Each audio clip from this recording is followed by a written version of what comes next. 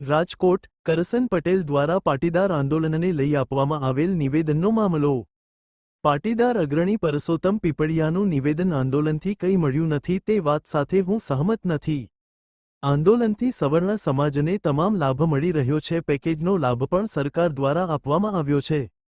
અનેક પરિવારના દીકરા દીકરીઓને નોકરીથી લઈ અન્ય લાભ પણ મળી રહ્યો છે। પાયલના મુદ્દે આખા ગુજરાતમાં જે આક્રોશ છે તે આક્રોશને દબાવી દેવા માટે આ પ્રકારનું નિવેદન આપવામાં આવ્યું છે। કોઈ પણ સરકાર સ્વતંત્ર મુખ્યમંત્રી ક્યારેય ઈચ્છે નહીં। તેઓ સ્વતંત્ર હતા એટલા માટે તેમનો ભોગ લેવાયો છે। કરસનભાઈ દ્વારા અમરેલીની દીકરી પાયલ માટે આગળ આવવું જોઈતું હતું, પરંતુ તેના બદલે સરકાર પક્ષે આવ્યા તે નિંદનીય છે। બાઇટ પરસોત્તમ પીપળિયા, પાટીદાર અગ્રણી, રાજકોટ।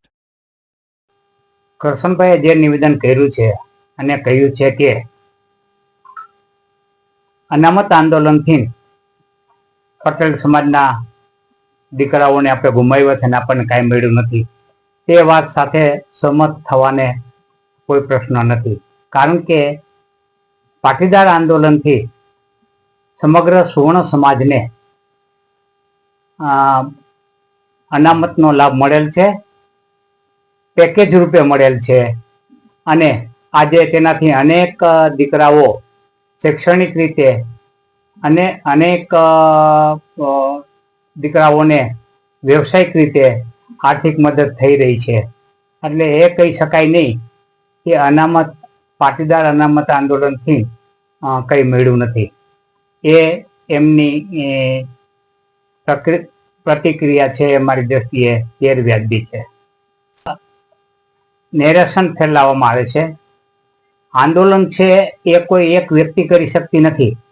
આંદોલન એક જન સમૂહનો આક્રોશ ઉભો થાય ત્યારે આંદોલન થતું હોય છે અને આ જન સમૂહના આક્રોશને ડામવા માટે સરકાર છે આવા ઉદ્યોગપતિઓ અને સમાજ શ્રેષ્ઠીઓને આગળ ધરી અને પોતાના બચાવમાં નીકળતી હોય છે। એટલે આ જ રીતે આ વખતે જે રીતે પાયલને જે રીતે અન્યાય થયો છે એના વિરોધમાં જે આક્રોશ પેદા થયો છે એ આક્રોશને ડામવા માટે આવા કરસનભાઈ જેવા ઉદ્યોગપતિઓને આગળ ધરીને મારી દ્રષ્ટિએ